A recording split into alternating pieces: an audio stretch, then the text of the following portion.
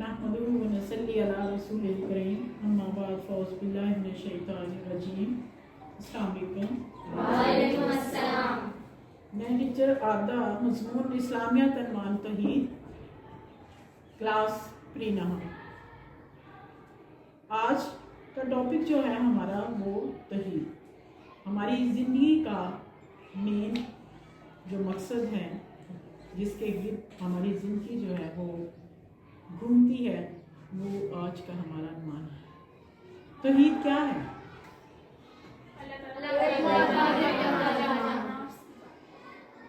توحید کا معنی ہے اللہ تعالیٰ کو ایک ماننا۔ مسلمان کی یہی نشانی ہے کہ وہ اپنے رب کو ایک مانتا ہے۔ دائرہ اسلام میں داخل ہونے کے لیے سب سے پہلے یہ ضروری ہے کہ ہم اقرار کریں کس پر؟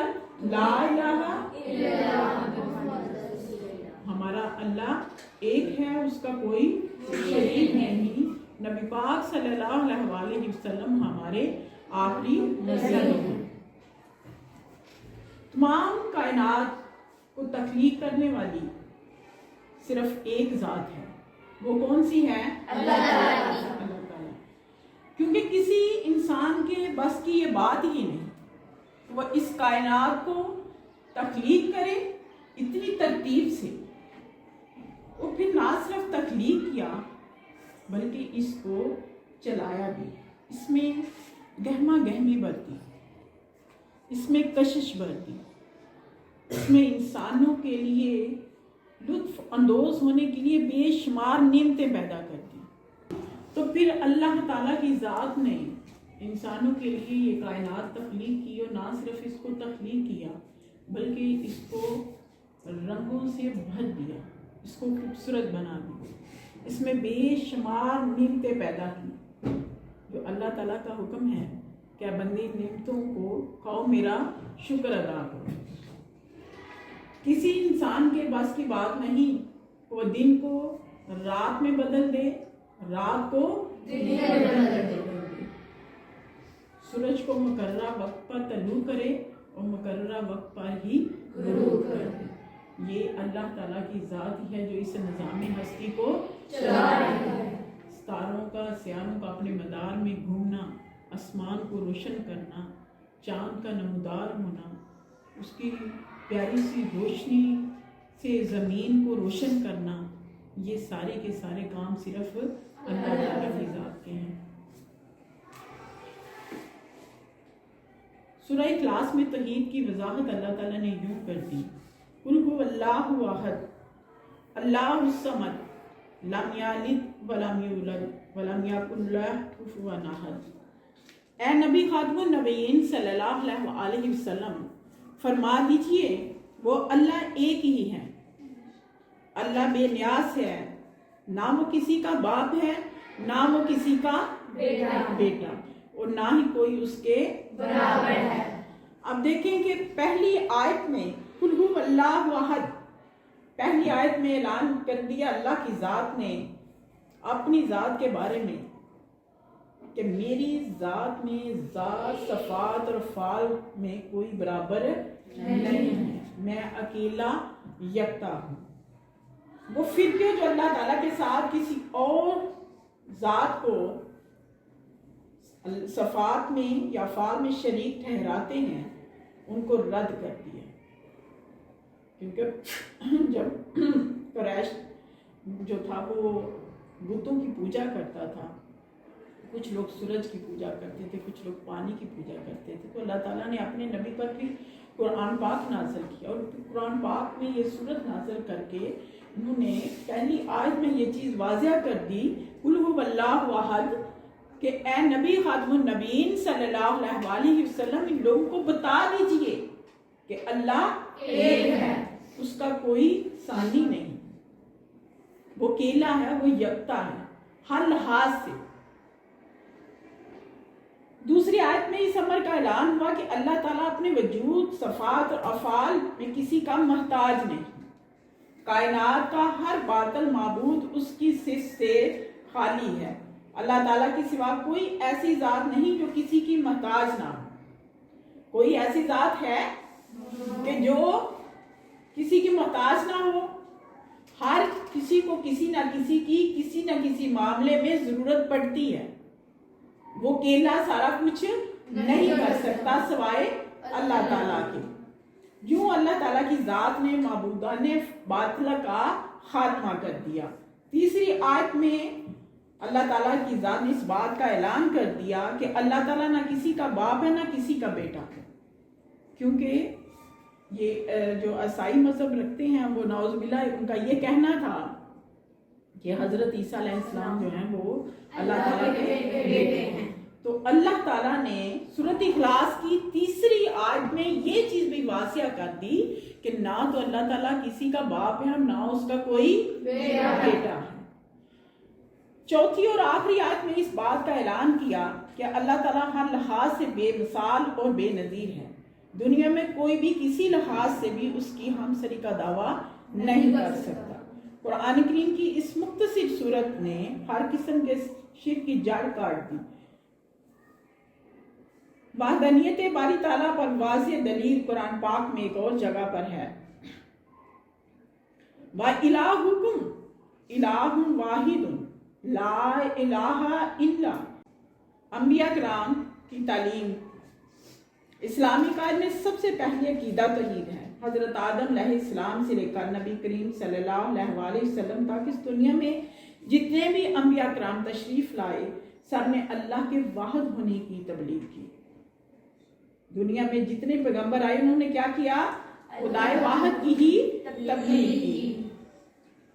ارشاد باری تعالیٰ اور ہم نے آپ خاتم النبیین صلی اللہ علیہ وسلم سے پہلے کوئی ایسا پیغمبر نہیں بھیجا جس کی طرف یہ وحی نہ کی ہو کہ میرے سوا کوئی عبادت کے لائق نہیں، بس میری ہی عبادت کیا کریں.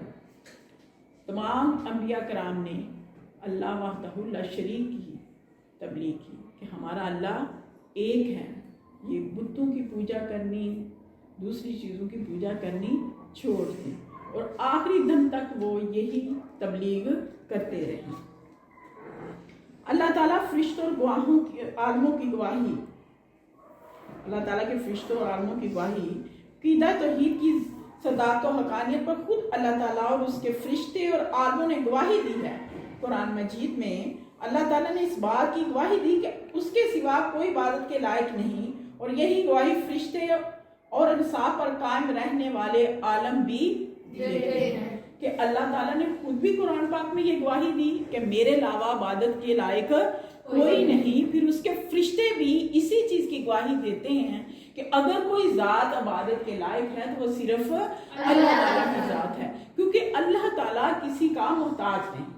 وہ پیدا کرنے والا ہے، وہ رازق بھی وہی ہے، پیدا کرنے والا بھی وہی ہے اور رازق بھی وہی ہے. ہر چیز اس کے قبضے میں ہے. جب ہر چیز اس کے قبضے میں ہے تو پھر عبادت کے لائق بھی وہی ہے. وہ مجسمے جو مٹی سے بنائے گئے تھے بت، وہ تو خود کوئی ان کی حیثیت نہیں تھی. وہ انسان کو کیا دے سکتے تھے؟ انسان خود ان کو اپنے ہاتھوں سے تراشتا، پھر اس کی خود ہی پوجا کرتا، اس کو خدا مانتا. یہ اہم کارنہ حقیقت تھی جس کو اللہ تعالیٰ کی ذات نے قرآن کے ذریعے جھوٹا ثابت کیا. نبی پاک صلی اللہ علیہ وسلم نے اپنے امر و فعل سے لوگوں کو یہ سچ کر دکھایا کہ یہ صرف اور صرف مٹی کے بت ہیں، یہ خدا نہیں ہو سکتے. خدا صرف ایک ہی ہے جو رازق بھی ہے، خالق بھی ہے. انسانی فطرت کی پکار. ہمارا مشاہدہ ہے کہ اگر عام حالات میں انسان اپنے رب کو بلا بھی دے تو مصیبت میں وہ نہیں بلا سکتا. جب انسان دنیا کی گہما گہمی میں مشغول ہو جاتا ہے، وہ دنیا بھی رنگینیوں کے پیچھے بھاگنا شروع ہو جاتا ہے، تو کچھ لمحوں کے لیے وہ اپنے رب سے دور بھی ہو جاتا ہے. لیکن جو ہی اس پر کوئی مشکل پڑتی ہے، کوئی مصیبت پڑتی ہے، تو پھر سوائے اللہ کے اس کو کوئی یاد نہیں آتا. وہ کیوں یاد آتا ہے؟ مشکل میں پھر انسان کو کیوں یاد آتا ہے؟ کوئی بچہ بتائے گا؟ اللہ تعالیٰ کے علاوہ کوئی بھی اس ملک سے نکال نہیں سکتا. شاباش. کیونکہ انسان کی یہ فطرت ہے اور اس کا یہ عقیدہ ہے اس کو اس بات پر یقین ہے کہ جس مشکل میں میں مبتلا ہو چکا ہوں، اگر کوئی نکال سکتا ہے تو وہ کون ہے؟ اللہ تعالیٰ۔ تو وہ اپنے رب کو پھر پکارتا ہے کہ یا اللہ اب مجھے اس مصیبت سے نکال دے، تو اللہ تعالیٰ اپنے بندوں کو مشکلوں سے نکالتا ہے۔ توحید اسلام کا بنیادی عقیدہ اور اس پر دنیا اور آخرت کی کامیابی کا انحصار ہے۔ جو لوگ عقیدہ توحید پر ایمان رکھتے ہیں ان کی دنیا بھی سنور جاتی ہے اور ان کی آخرت بھی سنور جاتی ہے۔ نبوت کے اعلان کے کچھ عرصہ بعد نبی پاک صلی اللہ علیہ وسلم نے مکہ معظمہ میں صفا پہاڑی پر اپنی قوم قریش کو پہلا خطبہ دیا۔ اس میں آپ خاتم نبی صلی اللہ علیہ وسلم نے فرمایا، یا ایھا الناس قولوا الا تفلحوا، اے لوگوں کہو کہ اللہ کے سوا کوئی عبادت کے لائق نہیں، کامیابی اور فلاح پاؤ گے۔ جب آپ نے پہلا خطبہ دیا، آپ نے قریش والوں کو جمع کیا اور وہ قریش والے جو نبی پاک صلی اللہ علیہ وسلم کو نبوت سے پہلے بھی صادق الامین کے نام سے پکارتے تھے۔ آپ اپنی امانتیں جو ہیں وہ نبی پاک صلی اللہ علیہ وسلم کے پاس رکھواتے تھے۔ ان کو یہ یقین تھا کہ ہماری امانتیں ان کے پاس محفوظ ہیں، اور ان کو اس بات پر بھی یقین تھا کہ نبی پاک صلی اللہ علیہ وسلم نے کبھی زندگی میں جھوٹ نہیں بولا۔ اب جب آپ نے اہل قریش کو جمع کیا تو آپ نے ان کو کہا کہ اگر میں آپ کو کہوں کہ اس پہاڑی کے پیچھے سے کچھ آ رہا ہے تو کیا آپ میری بات پہ یقین کریں گے؟ اہل قریش نے جواب دیا کہ یا رسول اللہ، اے محمد ہمیں یقین ہے، کیونکہ آپ جھوٹ نہیں بولتے، جو آپ کہیں گے سچ کہیں گے۔ پھر نبی پاک صلی اللہ علیہ وسلم نے یہ آیت بولی کہ اے لوگوں کہو کہ اللہ کے سوا کوئی عبادت کے لائق نہیں، کامیابی اور فلاح پاؤ گے۔ اب ایک دم سے یہ چیز قبول کرنی قریش کے لیے مشکل تھی، کیونکہ نسل در نسل وہ شرک میں مبتلا تھے، وہ بتوں کی پوجا کرتے تھے، وہ یہ اس چیز پر یقین کرنا ان کے لیے اتنا آسان نہیں تھا۔ انہوں نے اس چیز سے انکار کر دیا۔ یہ کہ نبی پاک صلی اللہ علیہ وسلم نعوذ باللہ جھوٹ نہیں بولتے، لیکن دوسری طرف وہ اپنے باء و اجداد کے مذہب کو چھوڑنا نہیں چاہتے تھے، اس عقیدے کو چھوڑنا نہیں چاہتے تھے جو نسل در نسل ان میں منتقل ہوا تھا۔ ان کو اس چیز کا احساس ہی نہیں تھا کہ ہم غلط ہیں، لہٰذا انہوں نے تب اس چیز سے انکار کر دیا۔ عقیدہ توحید پر زور دیتے ہوئے نبی پاک صلی اللہ علیہ وسلم نے بھی ایک موقع پر فرمایا، بے شک توحید تمام نیکیوں کی جڑ ہے، کہ جب تک آپ کا دل میں عقیدہ توحید جو ہے وہ نہ ہوگا تو آپ نیکی کی طرف کیسے مائل ہو سکتے ہیں؟ نیکی اور برائی کا احساس ہمیں تبھی ہوتا ہے جب ہمارے دل میں یہ عقیدہ پختہ ہوتا ہے کہ اللہ ایک ہے، اللہ موجود ہے، وہ ہمیں ہر جگہ دیکھ رہا ہے، چاہے ہم میدان میں ہوں، چاہے ہم کمرے میں بند ہوں، چاہے ہم زمین کی سب سے نچلی تہ میں چلے جائیں، چاہے ہم آسمانوں پر چلے جائیں، اللہ تعالیٰ ہر جگہ موجود ہے، وہ ہماری شرک سے بھی زیادہ نزدیک ہے، قریب ہے۔ تو یہ جب عقیدہ ہمارا پختہ ہو جائے گا تو ہم گناہوں سے بچ سکتے ہیں۔ تمام گناہوں کی جڑ جو ہے وہ شرک ہے۔ توحید ربوبیت میں ہے انسان اس بات پر ایمان لائے کہ اللہ تعالیٰ ہر چیز کا خالق و مالک و رازق ہے، اس میں کوئی اور اس کا شریک نہیں ہے۔ اللہ ہی ہے جس نے تمہیں پیدا فرمایا، پھر اس نے تمہیں رزق عطا فرمایا، پھر وہ تمہیں موت دیتا ہے۔ یہ اللہ تعالیٰ سورۃ الروم میں فرماتے ہیں، اللہ ہی ہے جس نے تمہیں پیدا فرمایا، پھر اس نے تمہیں رزق عطا فرمایا، پھر وہ تمہیں موت دیتا ہے، پھر وہی تمہیں زندہ فرمائے گا۔ پہلے اس نے پیدا فرمایا، تمہیں رزق عطا کیا، پھر اس نے تمہیں موت عطا کی، پھر تمہیں موت کے بعد دوبارہ زندہ کرے گا۔ اس میں کیا تمہارے شریکوں میں بھی کوئی ایسا ہے؟ یہ اہل کفار سے مخاطب ہیں، نبی پاک صلی اللہ علیہ وسلم کو کہتے ہیں کہ ان سے پوچھو کہ تمہارے جو تم نے معبود بنائے ہوئے ہیں، جو بت جو تم لوگوں نے بنائے ہوئے ہیں، کیا وہ تمام اس قابل ہیں؟ कि वो तुम्हें पहले पैदा करे, फिर मुर्दा करे, फिर दोबारा जिंदा करे? ऐसा उनके लिए मुमकिन है? जो उनमें से कोई भी काम कर सकता हो वो अल्लाह पाक है, और वो बहुत बुलंद है जो वो शरीक ठहराते हैं उससे। देखिए, अल्लाह ताला की ज़ात कहती है मैं वहदहू ला शरीक हूँ, मेरा कोई शरीक नहीं है। जो मैं कर सकता हूँ उनके माबूद नहीं कर सकते।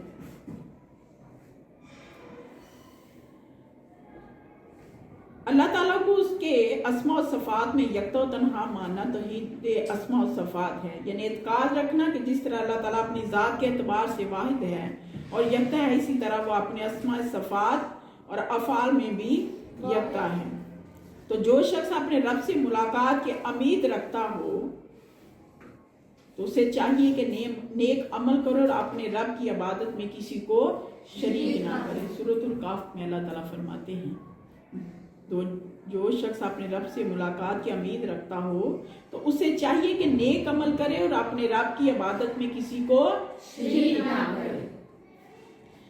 शिर्क लफ्ज़ी मानी हिस्सादार और साझी ठहराना है।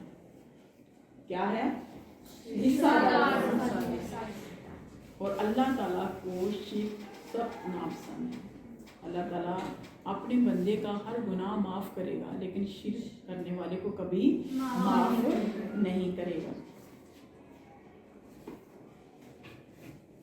जिन लोगों के दिल में अकीदा तौहीद पुख्ता होता है वो बहादुर होते हैं। वो बहादुर इसलिए होते हैं, वो हर जुल्म का बहादुरी से मुकाबला इसलिए करते हैं, उनका ये अकीदा पुख्ता है कि जो करना है मेरी अल्लाह की ज़ात ने करना है। कोई जब तक अल्लाह ना चाहेगा कोई मुझे मार नहीं सकता, क्योंकि मारने वाले से बचाने वाला बड़ा है।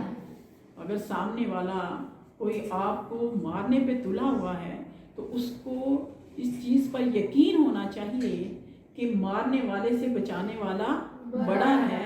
अगर अल्लाह किसी को मारना ना चाहे तो किसी की ताकत नहीं कि वो आपको नुकसान पहुंचा सके। तो जो अल्लाह ताला को मानने वाले हैं, जिनके दिल में तौहीद है, वो बहादुर होते हैं। दूसरी बात कि अकीदा तौहीद हमें आजिज़ी सिखाता है। अकीदा तौहीद हमें आजिज़ी सिखाता है। वो इस तरह कि इंसान को अल्लाह ताला ने जो भी अता किया है, अगर इंसान का ये अकीदा है कि हमारा अल्लाह एक है, वो मुसलमान है, तो उसको ये भी पता है कि अगर अता अल्लाह ने किया है तो वो छीन भी सकता है, इस पर मेरा कोई इख्तियार नहीं है। लिहाजा वो हर वक्त अपने रब से डरता है और आजिज़ी इख्तियार करता है। वो तंग नजर नहीं होता, वो दूसरों के मामलात में खुले दिल से काम लेता है। दूसरों की गलतियां कोताहियां जो है वो माफ करने का उसमें हौसला होता है। आला इखलाक का मालिक होता है, साबर होता है। वो दूसरों के साथ अच्छे इखलाक से पेश आता है, क्योंकि उसका अंदाज़ा है कि अल्लाह ताला को इखलाक पसंद है। जो लोग इखलाक में उनके लिए जो लोग अखलाक में अच्छे होंगे, अल्लाह ताला के यहाँ उनके लिए जन्नत में बहुत दर्जे हैं, बुलंद दर्जे हैं। अकीदा तौहीद इंसानों के दरमियान मुसावात और बराबरी के जज्बात पैदा करता है, ज़ात पात और दीगर माशरती तकसीम से आज़ाद कर देता है। अकीदा तौहीद इंसानों के जहनों से नस्ल, ख़ानदान, रंग, ज़ुबान और वतन की तफरीक का तस्वर ख़त्म करके मुसावात का दर्स देता है। अकीदा तौहीद की रूह से अल्लाह ताला तमाम इंसानों का खालिक और तमाम इंसान हज़रत आदम अलैहिस्सलाम की औलाद हैं। किसी को किसी दूसरे पर कोई बरतरी हासिल नहीं है। अल्लाह ताला का हुक्म है कि मेरी नज़र में तमाम लोग बराबर हैं। किसी अरबी को किसी अजमी पर, किसी अजमी को किसी अरबी पर कोई फौकियत हासिल नहीं है, सिवाय तकवा और परहेज़गारी के। अल्लाह की नज़र में अगर कोई बंदा मोहतरम होगा तो वो सिर्फ तकवा के बारे में। सहाबा किसी सहाबी नबी पाक सल्लल्लाहु अलैहि वसल्लम से पूछा कि ये तकवा क्या है। मैं आपको ये भी बताऊं कि तकवा क्या है। नबी पाक सल्लल्लाहु अलैहि वसल्लम ने जवाब दिया कि खारदार झाड़ियों में से गुजरना हो तो अपने कपड़ों को बचा कर गुजरें। अगर आप अपने कपड़ों को खारदार झाड़ियों में से बचाकर गुजर गए तो ये तकवा है। मतलब ये दुनिया जो है वो खारदार झाड़ियां हैं। यहाँ रहते हुए अपने रब पर ईमान रखना और उसके बताए हुए अहकामात पर अमल करना, उसके बताए हुए अहकामात के मुताबिक जिंदगी गुजारना क्या है? तकवा है।